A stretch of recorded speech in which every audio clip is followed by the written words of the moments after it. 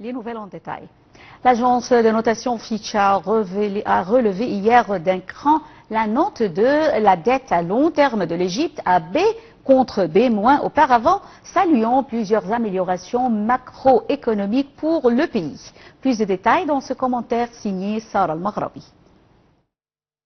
Les finances extérieures de l'Égypte ont été soutenues par plusieurs programmes et investissements dont ceux du FMI, a souligné l'agence de notation Fitch dans un communiqué. Le FMI a octroyé à l'Égypte en mars 5 milliards de dollars de prêts supplémentaires après un prêt de 3 milliards de dollars fin 2022 et en contrepartie exigé des réformes de grande envergure, adoption d'un taux de change plus flexible, plan visant à renforcer le rôle du secteur privé dans l'économie, lutte contre l'inflation et la dette publique. Fitch a souligné l'amélioration des paramètres politiques, notamment une plus grande flexibilité du taux de change et des conditions monétaires plus strictes. En outre, les réserves de change se sont rétablies et nous sommes un peu plus convaincus que la politique de change plus flexible s'avérera plus durable que par le passé. Les risques pesant sur les finances publiques sont modérément réduits par des mesures visant à freiner les investissements publics hors budget à élargir l'assiette fiscale, tandis que nous prévoyons une réduction marquée du fardeau extrêmement élevé des intérêts de la dette intérieure égyptienne, relève encore l'agence de notation. L'économie égyptienne pâtit d'une série de chocs liés au contexte de la guerre à Gaza, comme les attaques des Houthis yéménites, de les navires commerciaux qu'ils estiment liés à Israël en mer Rouge et dans le golfe d'Aden. Cela a fait baisser de 70% ses revenus issus du canal de Suez, soit un manque à gagner de 6 à 7 milliards de dollars pour l'État égyptien.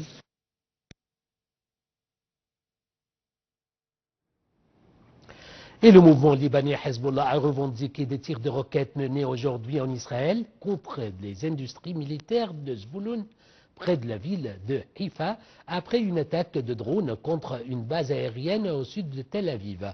Plus tôt, le Hezbollah a revendiqué des tirs de roquettes menés sur une base du renseignement militaire près de Tel Aviv, dans le centre d'Israël. Plus de détails dans ce commentaire. Le mouvement libanais du Hezbollah a revendiqué des tirs de roquettes menés samedi en Israël contre les industries militaires de Zvouloun, près de la ville de Haïfa, après une attaque de drone contre une base aérienne au sud de Tel Aviv. À 2 reprises, des salves de roquettes ont visé la base de Zvouloun pour les industries militaires au nord de la ville de Haïfa, a précisé le mouvement dans un communiqué. Peu avant, le mouvement a revendiqué des tirs de roquettes sur une base de renseignement militaire près de Tel Aviv, dans le centre d'Israël. Les combattants du Hezbollah ont tiré une salve de roquettes sur la base Glilet de l'unité 8200 du renseignement militaire dans la banlieue de Tel Aviv, a affirmé le mouvement dans un communiqué. Au moins 19 personnes ont été blessées dans la nuit de vendredi à samedi à Tira, dans le centre d'Israël, par la chute d'une roquette sur un immeuble, ont annoncé les autorités. Après un an d'échanges de tirs transfrontaliers dans le sud du Liban, de soutien ouvert par le Hezbollah en solidarité avec le Hamas à Gaza, le conflit entre Israël et le mouvement libanais s'est transformé en guerre ouverte le 23 septembre. Depuis, l'armée israélienne poursuit des frappes aériennes intensives sur les bâtiments du Hezbollah au Liban, notamment la banlieue sud de la capitale Beyrouth, et les incursions terrestres de ses soldats dans le sud libanais, où de violents affrontements les opposent aux combattants du Hezbollah.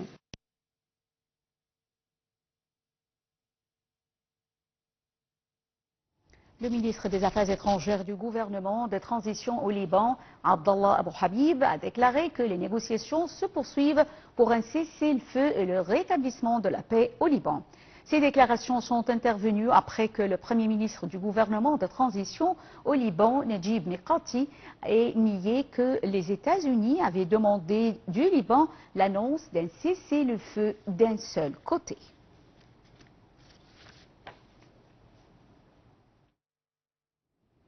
La banlieue de Beyrouth Sud a témoigné un déplacement massif pour les familles de plusieurs régions, notamment du quartier Al-Roberi, après les raids israéliens intenses qui ont eu lieu sur cette région.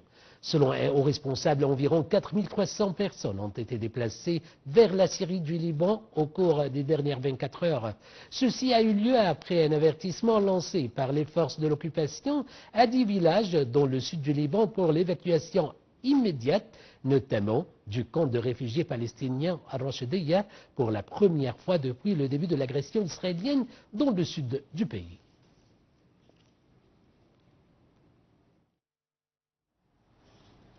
Le Fonds des Nations Unies pour l'enfance, l'UNICEF, a averti que la guerre en cours entre le Hezbollah et Israël a bouleversé la vie des enfants au Liban et au moins un enfant meurt chaque jour depuis près d'un mois.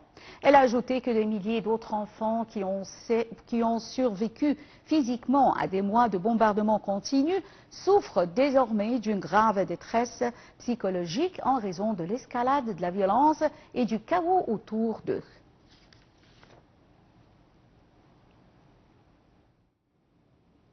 L'Organisation mondiale de la santé, l'OMS, est profondément inquiète des attaques menées par l'armée israélienne contre les services de santé dans sa guerre contre le Hezbollah au Liban.